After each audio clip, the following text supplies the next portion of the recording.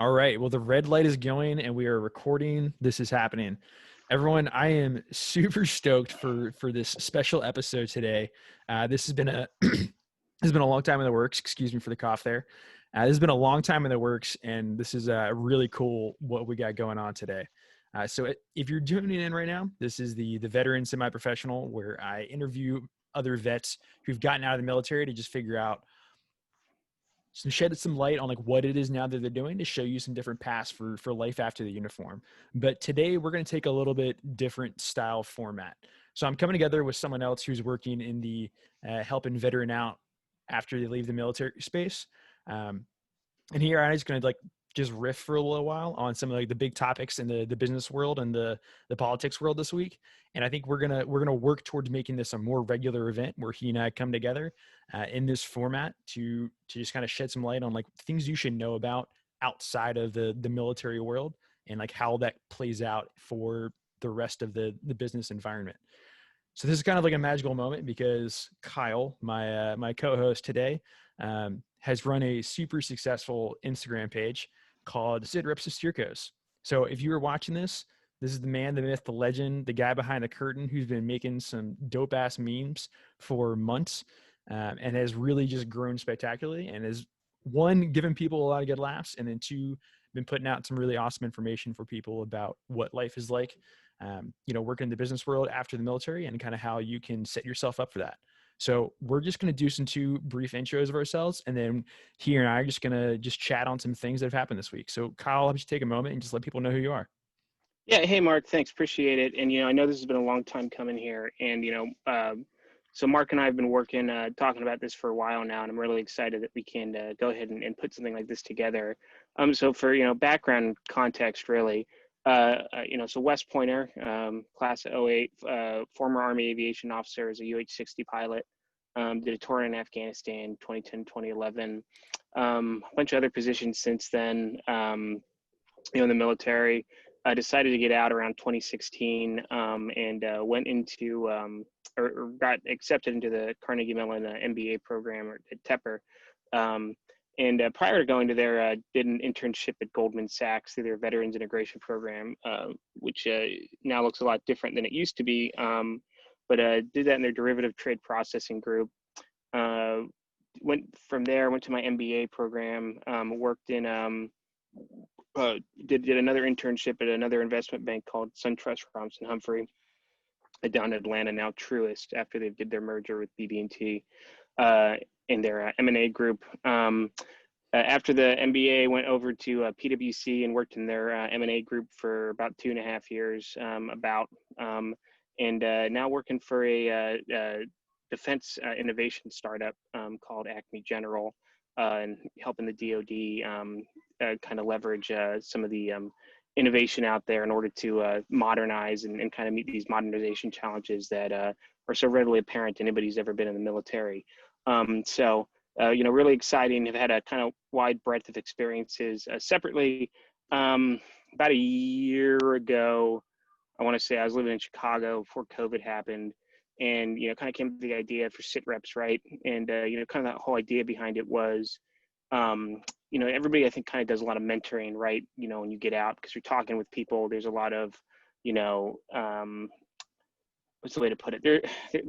There's a lot of information out there. Some of it good, some of it bad, some of it true, some of it half true, some of it not true, right? And what you're trying to always, I think, give people is perspective, right? I don't like to use the term advice, because I think advice, has a connotation that I know exactly what I'm talking about, which obviously nobody does, right? So you try to give people perspective on what you've seen and connect them with other people, and also just try to, I think, have some real talk, right? Because in the military, the military is kind of completely separated from society, especially the active duty portion, and operates in a different set of rules than what you're going to find out here in the civilian workforce, right?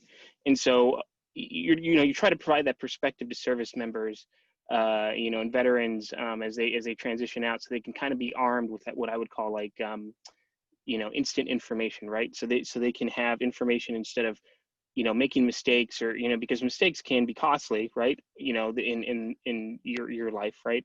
And so kind of arming people with information in a way that's going to help guide them to what they find fulfilling in their life, right? And that doesn't have to be going to an MBA program. That doesn't have to be getting out of the military, right? Maybe you find out you don't want to do this civilian thing. It's totally cool. But if people haven't kind of figured it out yet, the whole idea behind Sitreps is to create, I think funny, topical, engaging content, right, that draws people in, and use it as an awareness engine, essentially, to draw people in, and then give them some education and some perspective. And I've had people tell me this. They're like, well, I came for the memes, I came for the funny stuff, and then I realized that you were offering something more. And that's always kind of been the way it is. And I've always thought, we just give it away all for free, right? We should give it away all for free, give it away so people can get it. And if there's ways to monetize it later through advertising, through some sort of affiliate stuff, that's beneficial to us as well, right? Because it gives you incentive to keep doing it. So it's been a really rewarding experience, and I've met a lot of people, and I hope I've positively affected a lot of people's lives. So I'm really happy to be out there doing it. And I certainly don't have all the answers. Who does? But I'm happy to share any information that I have. Awesome, man. Yeah, you definitely been making a positive impact for sure. Yeah. So for those of you who are like just coming to the show for the first time, so my name is Mark. I started off as a infantry officer in the 82nd, where I was a platoon leader, and then worked in the 3 shop. Moved from there over to civil affairs. I worked in the 96th Civil Affairs Battalion, so it's the CENTCOM aligned SOF CA battalion in the Army. Did a couple of deployments there, then decided that I wanted to get out. So officially signed out on terminal leave, actually almost exactly a year ago today. We're recording on Sunday, the December the 13th. And since then, I have started my MBA at Darden, so University of Virginia. So I'm a first year there, just finished up my first semester. So kind of like a few years behind Kyle. But so that's kind of the reason we wanted to come together, so we can provide this dual perspective of someone who's in the middle of going to grad school and kind of fresh from the admissions process, and then someone who's a few years out. And our two perspectives, I think, can help you all out as you're trying to figure out what the hell you're going to do after you take off the uniform and head back out into the wild of the civilian world. All right. So first topic we got to talk about Army Navy yesterday. Big win. Yeah. Big win for Army, man. Yeah, no, it was really cool. Seeing Mikey, right, first time since 1943. It's especially with the fog too. The fog was something else. Yeah. I think Coach Munkin said they had to bring down, some of the coordinators actually on the field because they couldn't see anything from the stadium. But it was really cool to see, right, because they had game day there. They had that Apache right over Lusk Reservoir hovering right over game day, and just. It was just a cool experience, right? And I think it's something that kind of gave the cadets and midshipmen. Maybe more the cadets than the midshipmen, because the midshipmen had to get up at 2 a.m. to drive up there to get the to lose. But might give them a kind of good send off, because I believe they're going to be going home after this, right? Because they've been stuck at the academy for I think 5 months now, which is really brutal when you can't leave. It's essentially prison at that point. But I think it was cool, and just getting to kind of see just kind of getting to see the pomp and circumstance, just in a different setting was really interesting. How much of the game did you watch, Mark, or did you watch all of it? Or in full disclosure, I did not watch a single down. Oh, okay, Oh it's my okay. God. Yeah. It's not like people always have criticisms of the teams, right? And they're like, oh, the triple option, and it's the football isn't as good as it could be, and I as somebody who's married to a woman from the South and goes to SEC football games regularly, I get it, right? Yeah. But that's not why you tune in Army Navy. You're not tuning in to yeah. see top-notch athletes. You're not tuning in to see amazing football. It's like you said, the pop and circumstance, the atmosphere around the game, and there's something to it that everyone on the field, maybe occasionally one or two of them will head off to the NFL or something, but overwhelmingly no one's going to end up being a professional football player. They're just going to wrap up their career at the academy and then head straight into active duty, and that's what they're there to do. And football is just kind of a thing in the middle there. Yeah, yeah. I mean, it's cool, right? I mean, these guys are gonna go be, field artillery officers, pilots, etc. It's cool. The one guy. Do you know who Alejandro Villanueva is? Yeah, yeah, yeah, Yeah. He was actually when I was going to Tepper, because I went full time, right? He was going part time, and and so you would see him walking around campus periodically, and in classes and everything. I mean, couldn't miss him. He's like 7 feet tall and yeah. He's looks huge. like he could run through, several brick walls. Yeah, but I mean, it's really cool. I mean, but it's just crazy, right? Like that's like just like the one guy that's like kind of managed to do it in the past like few years, right? Yeah, And I mean, think of how many football players come out of that program. It just shows how, I mean, one, insanely competitive the NFL is, and two, just like kind of, how unique the mission of the service academies are. I mean, they're really I mean, they're just not meant to pump out, like NFL players like you're going to find at like Alabama, right? yeah, So yeah, but yeah, it was fun. I'm glad we got to watch it. And kind of a good way for everybody to come together virtually, even though it wasn't it wasn't the normal event. So hopefully next year yeah. we, Knock on wood, man. yeah, Yeah, but it was definitely cool to see. I mean, I saw like the pictures from the stadium and everything, and like, I mean, it's just the cadets there, and it's just the yeah, midshipmen, and it's like just that, and so it kind of takes away, um, just strips away all like the glitz and glam of the game sometimes, and just hmm boils it down to like these two academies filled with some awesome people just going toe to toe in a football game. So that's pretty cool. yeah. It felt very 2020 for sure. Well, Yeah, what's interesting is actually the uh, so normally, obviously, Army Navy is kind of the end of the regular college football season, right? But yeah, because of yeah, how everything has been this year, we still are playing Air Force next week, right? yeah, Which is very unusual. Obviously, because the game got canceled due to COVID earlier. So even though we beat Navy, I'm not I'm optimistic, but I'm not entirely optimistic that we're going to beat Air Force. But I've been, it's been a year of surprises, so hopefully, it's a good one for Army. But regardless, I'm just glad to see that the football players are getting to, finish out their season, regardless of the challenges, because they certainly do work very hard, yeah, for sure. in being a football player, right? So Yeah. Okay, we're gonna stay in the military vein here for a sec, and briefly touch on some politics.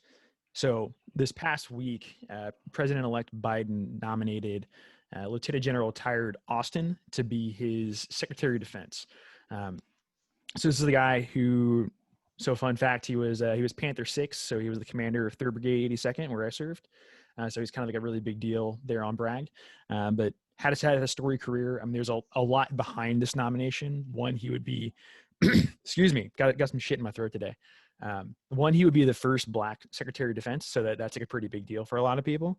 Um, and additionally, there's the aspect that he's been retired for less than 7 years, and I can't remember the year of the Authorization Act or whatever. But essentially, because he's been retired for less than 7 years, he would have to get a waiver from Congress yeah, because they like to see that kind of separation between your military service and then heading to be the quote unquote civilian control of the Department of Defense. So, like, what have you had any thoughts on this? yeah. So it's interesting, right? Like, part of me is really happy, that, one, there's going to be, another West Porter leading defense, right? But, as I try to tell people, right, I'm more of an independent mind. I'm not like totally like, I just want what's best for the country, right? Yeah, And so, the last waiver they did, which was for Mattis, right? There was kind of like a really real, like, I think, impetus behind that, and that was because you had Trump coming in, and Trump was obviously not a politician. He had no experience in really foreign affairs or military affairs, right? So there was this need, right, to maybe have a calm, steady hand that at defense, right, who would reassure allies, and so I think that was an easier sell on the waiver, right? But now that we're kind of going back to somebody who's been a politician obviously for a very long time, there's a little I think concern among both people on the left and the right that, like, hey, like this shouldn't be the norm. It should be an yeah, exception to the rule, right? And Austin has served at obviously he's had a far more illustrious military career than I ever did, right? So yeah, like I'm not trying to take shots from the cheap seats here, but I think there are some concerns around basically, you know, kind of like the training program, right, with the Syrian rebel fighters, that was kind of a waste that he Yep. oversaw. And there's also some concern around with, ISIS and some of the advice he gave. And I think people are rightly, they're rightly kind of questioning that. And also the fact that, we have to remember that just because you're a 4-star general, right, and you've kind of, commanded at every level, you are the product of that, Yes. of the environment that you came up Yeah. in, right? And so the U.S. is really concerned, obviously, about China, and right, and these kind of near peer threats, right, with Russia. I mean, that's kind of like my job now, right? We kind of, helping the military do this modernization to look at, like, how do we confront, or not confront, how do we, build deterrence, right? And keep up with near peer adversaries. And Austin has spent the majority of his time doing counterinsurgency. And so is that really the appropriate person to have leading the Defense Department? And we're going to see, right? I mean, the Senate is going to either confirm him or not, but I'm sure there's going to be a lot of questions revolving around that, which personally, to me, I think is, the Senate's job is, advise and consent. And, I think I am more comfortable when they are actually doing that, instead of just, giving the executive whatever they want, right? Yeah. We have three branches of government, and they all should, kind of be questioning each other. So, I mean, that's kind of my view on it. I think there were some other, people who are in the mix here. Was it Michelle Flournoy? But, we'll see, right? I mean, I don't know. What do you think, Mark? So very much my concern is, I think, what you had mentioned at the beginning there about this becoming a norm. Um, Mattis was most recently, excuse me, like I can't even remember with all the Secretary of Defense is now with Trump's just I mean, gotten rid of from Twitter sometimes. yeah, But this would be, 2 Secretary of Defenses within a handful of years that were career-long military officers. And that is a little concerning because, that has always traditionally been and is very much viewed as a position where we want a civilian, someone who's coming from outside the military establishment to be at the helm, right? And it is concerning, like when we start bringing that in. I think you bring up some great points too about what General Austin has done during his career, being very focused on not near peer adversaries, but in doing these types of counterinsurgencies. And additionally, I mean, you can't help but wonder, anytime someone talks about, changing the human resources system in the military or something, the generals always typically tend to shut it down, right? Because that system is what got them to where they are. So they're naturally biased to think, well, this is the right yeah, way to do things. So then is having someone who's a career military officer running the Department of Defense, are they going to be able to provide a totally outside objective view on like how the military should be run when they've grown up and spent their entire time in the military, and that's really all that they know. So yeah. What did I heard the Wall Street Journal, the term they used was marinating in the military bureaucracy for decades, which is true, right? Like, you meet yeah, people, and it's like, yeah, if you grow up in it, like, you don't know anything else. And this kind of goes back to, like, military transition too, right? We talk about, yeah, like, who should you really be getting advice from, right? Like, are you going to get advice from field grades, or general grade officers who've never had a job outside of the military, right? Like, that isn't, really kind of pass, the common sense test, and it's just like, and so civilian leadership, like, needs to bring fresh ideas. I mean, I don't know. It's up for debate, certainly, but the military has also become a lot more complicated than it has. It's a very complicated organization, and it requires, just a level of, technical expertise, or not technical expertise. It requires a level of familiarity, and that I think, even the best civilian leaders, right, start to get outpaced by. I mean, you looked at Bob Gates, right?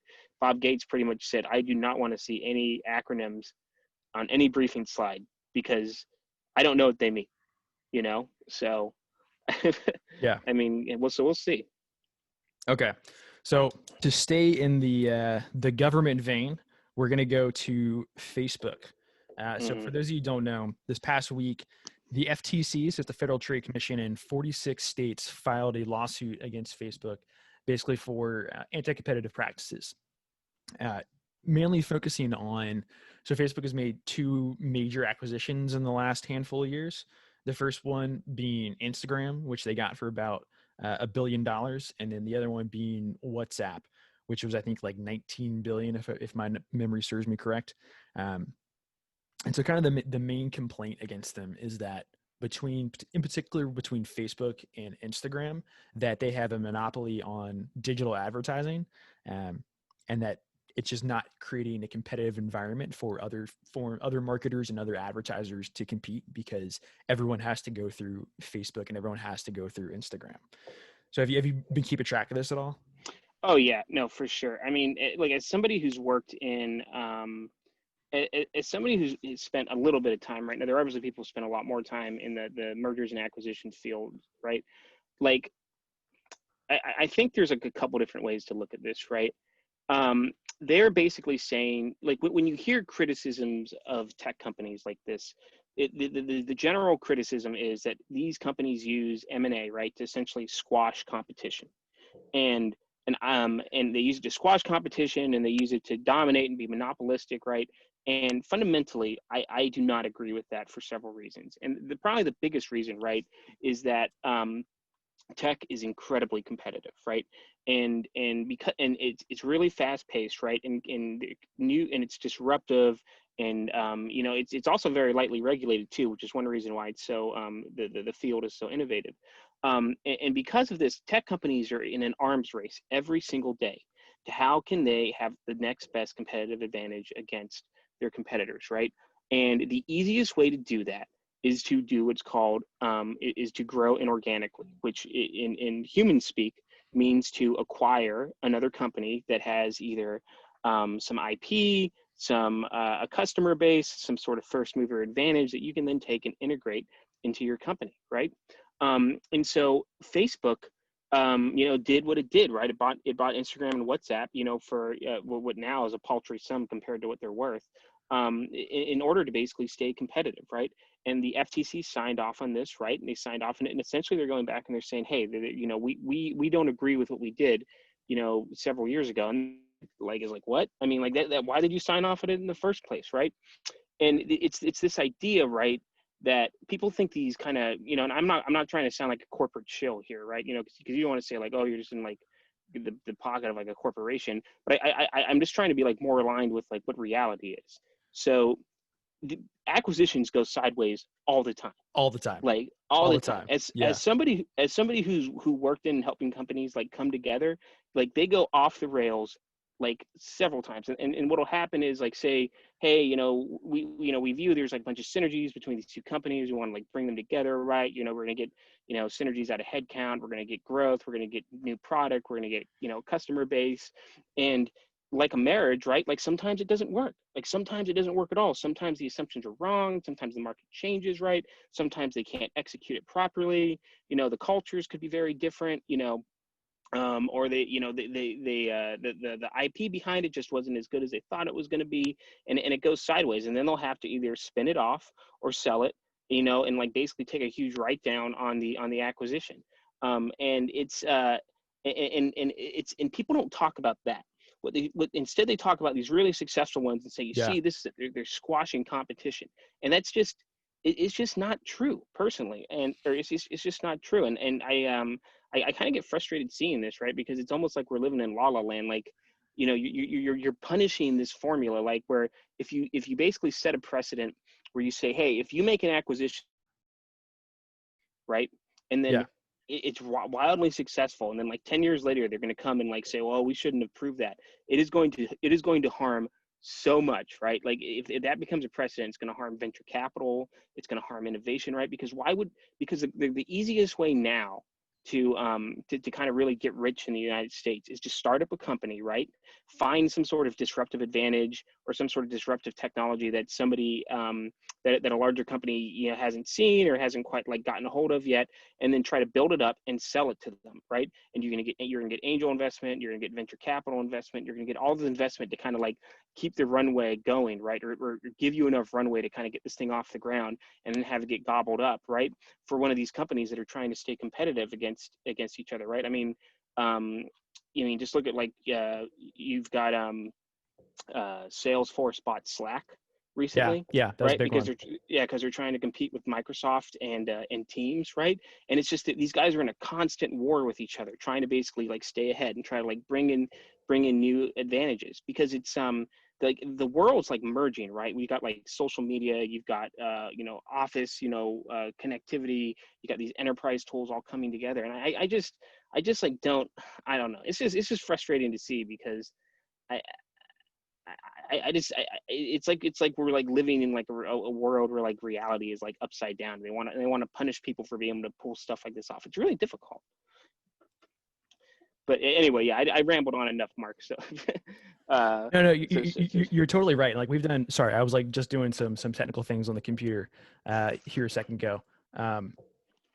So we did a number of mergers and acquisitions cases this past semester at mhm. Darden, and I remember like looking at them multiple times, and we typically saw that they didn't work. And we would talk to our professors and be like, how often do these not work?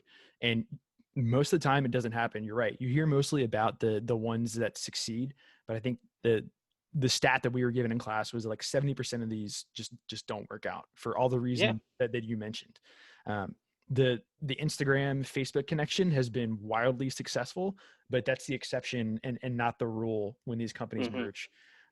And very much the worry is that this is going to prevent people from wanting to enter into acquisitions that could help them grow out of fear, um, out of fear of being attacked by regulators.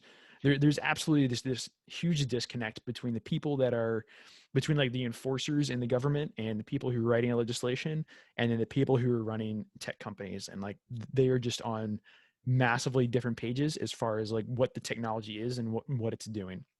It's yeah, frustrating to see. yeah. If there's one thing the business environment likes, right? So like when I was at Carnegie Mellon, um, I took a lot of. I mean, it's such a great school, right? Darden's also an amazing school as well. Um, you know, I took a really great monetary policy class from this gentleman who was nominated to the Fed, and I can't remember his name off the top of my head, probably because I'm speaking into a camera right now. But basically what he told us, right, was like, if there's one thing businesses really value, it's a stable regulatory environment, right? Yeah, And yeah, if the regulations are more punitive, right, if the regulations are less punitive, obviously they would like less punitive, right, or less stringent is probably the better word, simply so they have a little more freedom, but they just want a stable environment, right? And so if you're a venture capitalist and you see a promising company that you want to inject money into, to say like, hey, I think we could build this thing up, it's really cool, and then get acquired, and you say, well, actually, there's a good chance the FTC won't let it happen because they say it's going to be anti-competitive, right? like you're going to crush the ability of some of these small companies to get this necessary funding so they can get runway. um and I just like you said, like a lot of them do go sideways, right? I mean, Warren Buffett is really famous for basically saying that he doesn't like M&A, right? He prefers to just basically buy companies and put them into a hold co where they're independently run, and basically the money just comes back up to them.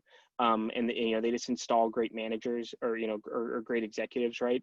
And they kind of let them do their own thing. Obviously M&A is important, right? It's a very big driver of corporate strategy. yeah. But it is not the end all be all, right? And this like idea that, you know I mean, I'm trying to think, when did they acquire, when did Facebook acquire Instagram? I want to What? say maybe that was like 13, 14 Yeah, ish, something like that.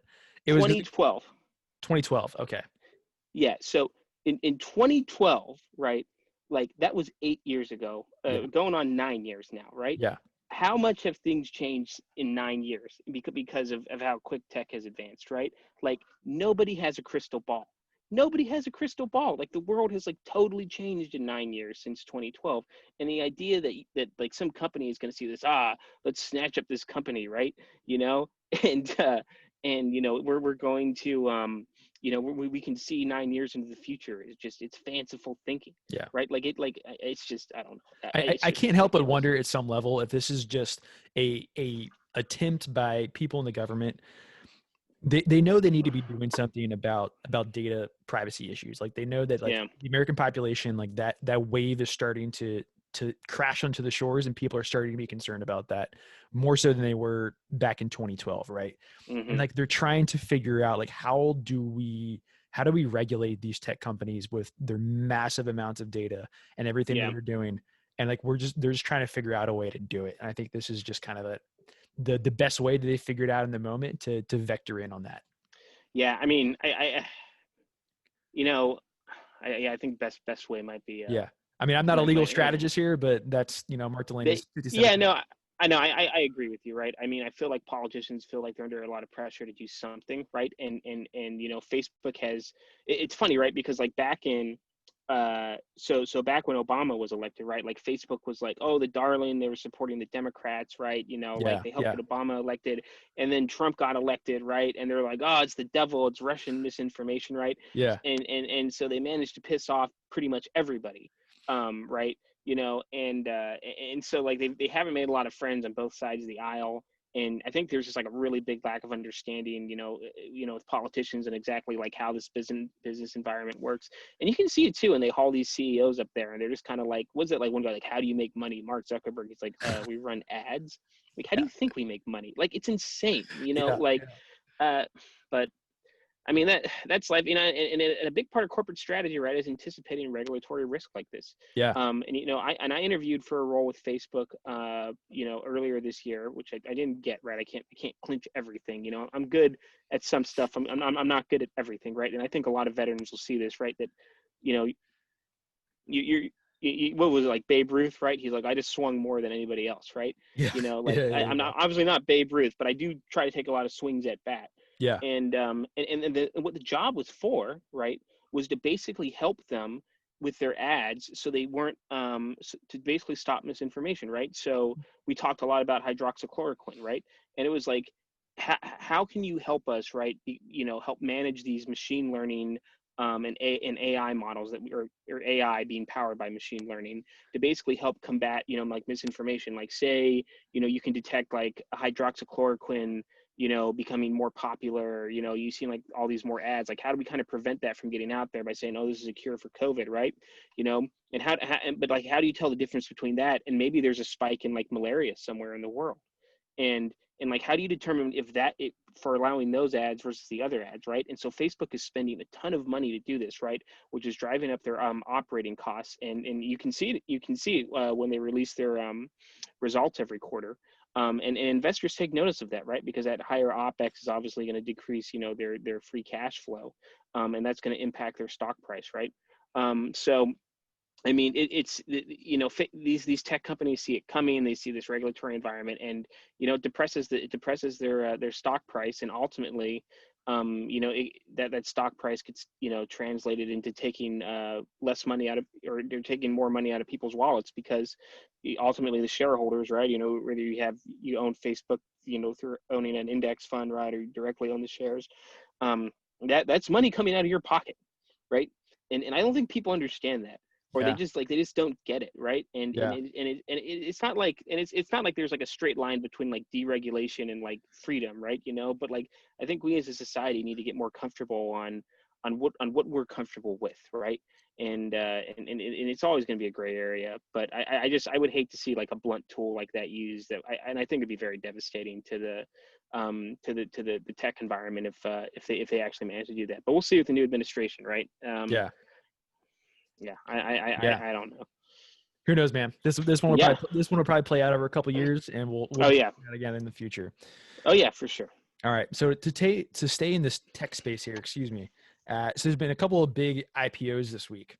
So one, we're going to touch on what those were, and then also I think just kind of help the audience figure out here, like why a company IPOs and like what benefit that provides a company. So maybe let's talk about that to start off. So like from either classes in school or like from what you've seen and everything, what are kind of the reasons for like why someone would want to take a company to a public offering? Yeah, so man, there's so many reasons, right? And not all of them are as good as you would think, right? So generally, accessing public capital markets that does a few things, right? The first is you obviously get money, right? You know, Yeah. you're able to get a huge infusion of cash, right? You're able to put your shares out, get a huge infusion of cash, and you can use that money for all sorts of things, right? Because companies, is especially, you know, tech companies, right? They're not cheap to run. Like, people think like it's like kind of like this low cost, like no, like there's huge like Super operating expensive. expenses. Yeah. Like, Yeah. you got to pay like a ton of you know, you got to hire the very best people to stay competitive, right? You have to spend a ton of money on all these cogs, right? You know, Yeah. to just to be able to like put out the product. You got And then cloud you services, you got a data Yeah. storage, you got like data centers, all that stuff like behind the Hmm. scenes that like we as the users don't see. Yeah. Like Yeah. that just makes running the company super expensive. Yeah. I mean, like most of these tech companies are not profitable because they have to take all that money and just plunge it back into their organization. So, but by going to access public capital markets, right, you're going to get that huge infusion of cash, and then you're going to be able to, you know, go from like basically, you know, having these continuing funding rounds from, you know, venture capitalists, right? And then you say, okay, now we can access public capital markets. We can get this huge infusion of cash. We can also now reward our early stage employees, right? Yeah. You know, because people sign on to these companies, right? You know, saying like, hey, we can't pay you as much as, you know, you would if you'd go to say like work at like Apple or Facebook or something, but you know, we're going to give you this huge equity, you know, package, right? That, you know, is hopefully going to pay off, right? And it really motivates people to work hard. Yeah. Um, But there's only so and long that lasts, right? So if I'm like a new employee at some tech startup, I'm not going to work there for 15 years with the expectation that we're going to go public, right? Yeah. Like, yeah. Yeah. Everybody has kind of like the desire to consume now, right? You Yeah. know, and so you're going to say like, hey, I'm going to offset consumption now for consumption in the future with the, you know, the potential that the, you know, that it'll be much higher in the future, right? And so, so rewarding them, right? Obviously, and also rewarding your investors as well. You know, Yeah. because Big time. when these venture capitalists put in money, right? Like, they're assuming they're not going to get it back, right? Like, they're like, hey, if anything, we think your company's estimates and valuation are probably higher, you know, than it is, right? And so, or is not as realistic as you say it is. And so you have to be able to reward those guys because they have to be able to essentially take an exit, right? And then take that money and then go invest in another company, which is, you know, venture capital is really, you know, people say it's a really efficient way of allocating capital. And, you know, I think there's like some debate for that, but in general, you know, I tend to agree with it, right?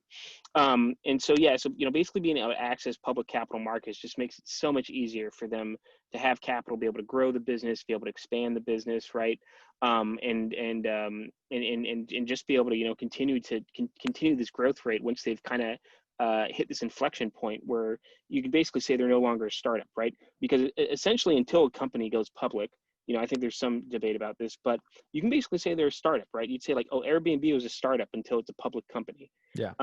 There's And there's there's that, definitely the perception there of like you kind of have to like yeah. grow up and go public, Hmm. or else you're just going to be constantly viewed as like the startup, but people aren't going to take you seriously. You know, And, when I'm thinking about like, you know, my parents or something, right? They're probably less likely yeah. to like use an Airbnb when it's like a considered a startup, but when it's a publicly traded company, it's like, okay, well that's like a real deal company. Maybe I'll actually use them for XYZ, you know? Yeah. And I mean, and there's, you know, there's, uh, it's not all good to access, like, you know, the public capital markets too, because as soon as you go public, right, there's a lot more regulatory scrutiny that gets applied. You know, you got to put out financials every quarter. You know, the CEO and the CFO have to sign them, which is, you know, they say like, hey, like we've done our due diligence, right, and this is a direct output of the Enron scandal. um, and so there's drawbacks to it. There's higher regulatory costs, right? But in general, just being able to access those, you know, public capital markets really is helpful, right? And you can kind of determine like, hey, what you want to do with the stock. Do you want to be a growth stock? Do you want to be a dividend stock? You know, most of these companies are going to obviously be growth stocks, but yeah, I mean, it's wild, but you know, it's totally necessary, right? Because as much private equity and VC money that's out there, right, there's so much more money out there in the public capital markets to get. And yeah, but it's really exciting to see these companies go public. I mean, they've been working at it for years, right? And these employees, right, are just having like the biggest payday in the planet. Like, I Oh, mean, yeah. it's Yeah. crazy. Yeah. Yeah. I mean, like people just turned into millionaires and like Hmm. decimillionaires overnight Yeah. with an IPO. One of my favorite books is Shoe Dog by Phil Knight. telling the story of Yeah. the creation of Nike. So he talks about like, you know, it just being this like idea that he had all the way through taking Nike public. And it was like literally he like woke up one morning and was worth $168 million. And like the day I know. before was like, you know, I mean, probably doing well, but not worth $168 million. Just crazy. Yeah, would you call your stock options are very deep in the money at that point. Yeah. As very very deep in the money. And I mean, dude, it's just wild. Like, what's really crazy, I mean, with COVID and everything, I think before COVID, right? Because there was a lot of anticipation that these companies were going to go public, and you got to think how like these companies, how they affect different parts of the country. And I was hearing rumors it was like San Francisco was already like astronomically expensive, and they're like, you don't even like it was gonna even get worse, right? Once these companies went public, because then you're just gonna have even more millionaires, and even like more some billionaires as well, right? Who are gonna suddenly, Yeah. I mean, it's just so much money, but it'll be interesting to see how that changes, right? I mean, that money I think might be a little more distributed across the country now, but who knows? As somebody who's building a house in Austin and is going to move there in summer, I'm really glad I kind of got the ball rolling here, kind of at the beginning of the pandemic. Yeah. Uh, I'm hoping for some real estate arbitrage here at some point, but Absolutely, man. yeah, but I mean, it could even affect me, right? It Yeah. could affect somebody like me, and I'm not even like an employee there, right? Yeah. So like, I mean, it's just crazy, right? Like, and it's important for people to pay attention to this stuff. Yeah. So I think one of the more interesting aspects of the IPOs this week, and so the two in particular that we wanted to talk about were Airbnb and DoorDash. They were kind of like the two big ones this past week. Yeah, And so Airbnb, they offered at $68 a share, right? And then at the end of the day, they closed at like 139.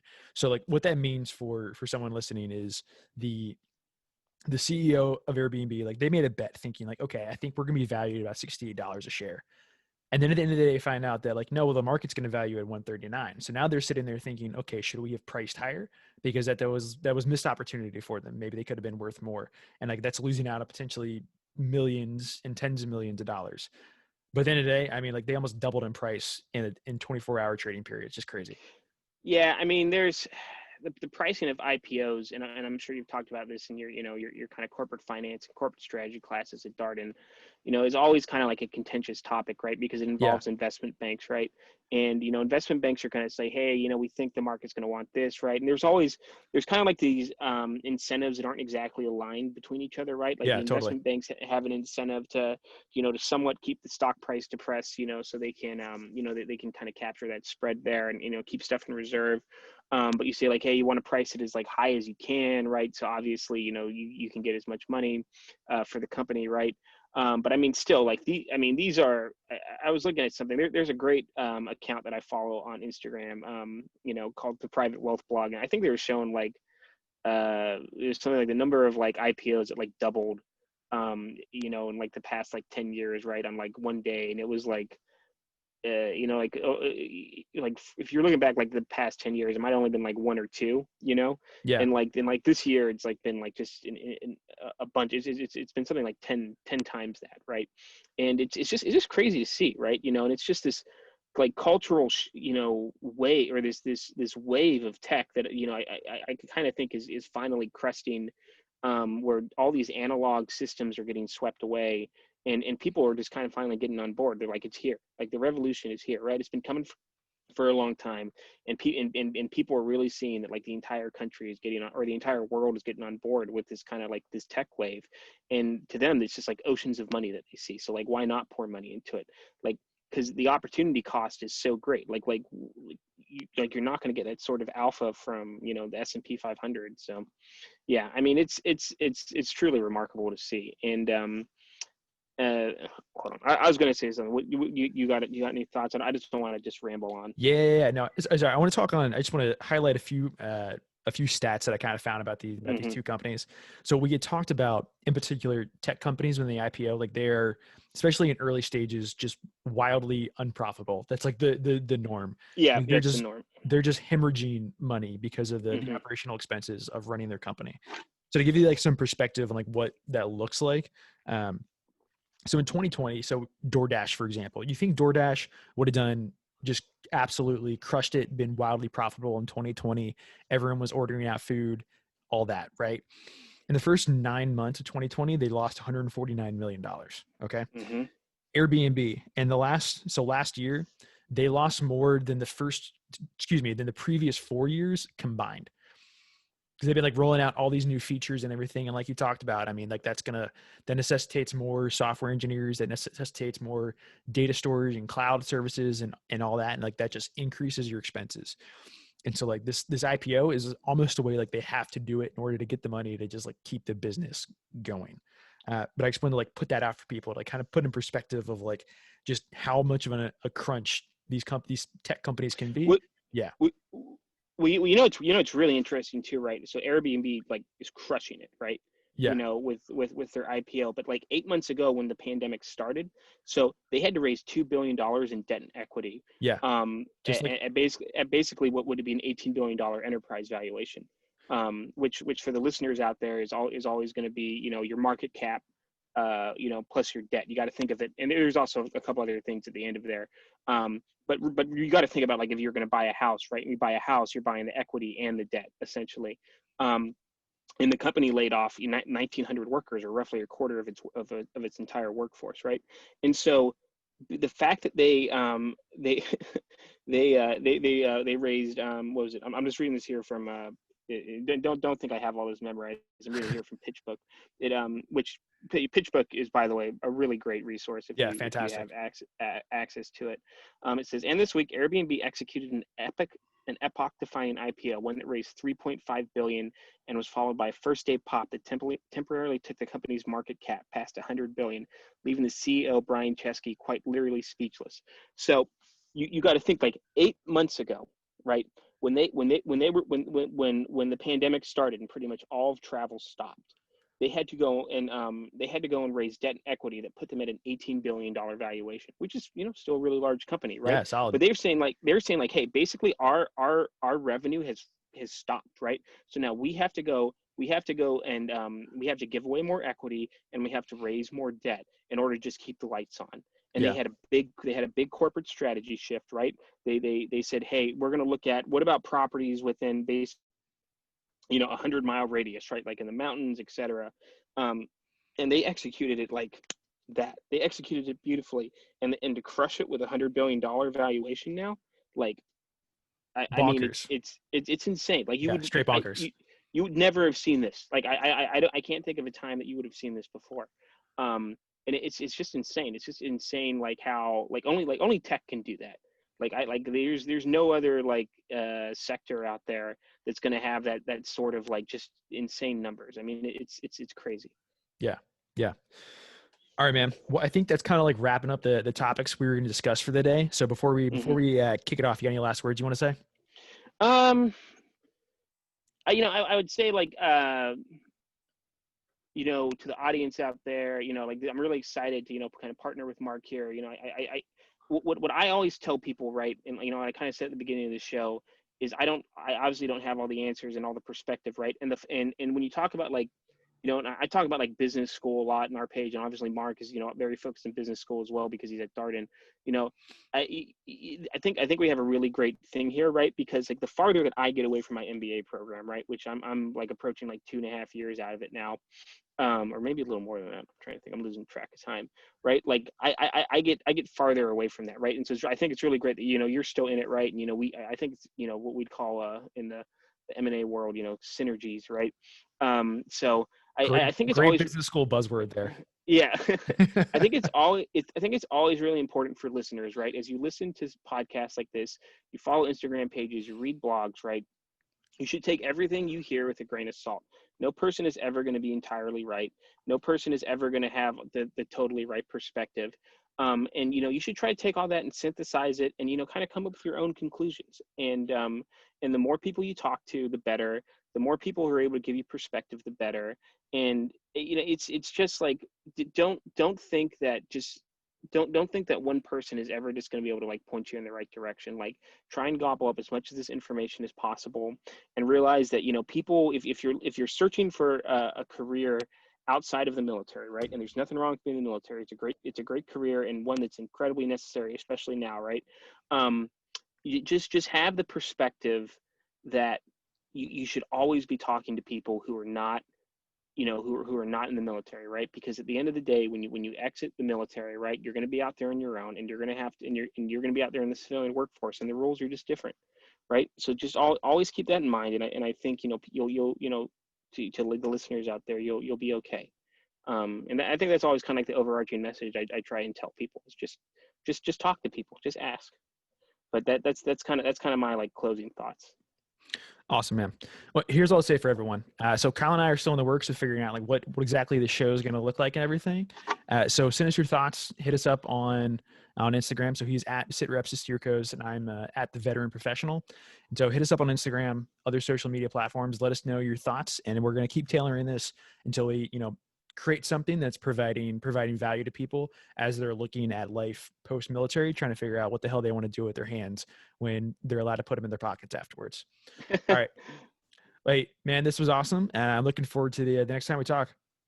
Yeah, definitely. Thanks, Mark. All right, Appreciate it. man. And yeah, sounds good. All right. Take it easy, brother.